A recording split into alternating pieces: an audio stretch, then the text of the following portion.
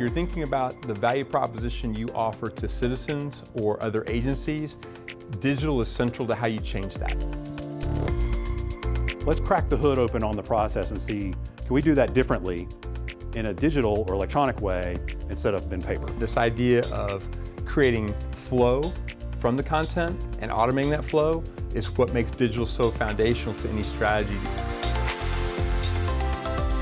The risks don't go away. The longer you wait, at some point, you're not going to be able to keep up. Where and what processes need to be adapted, and where can technology automate and provide value there? Let's start somewhere in bite-sized chunks. Let's begin to solve this.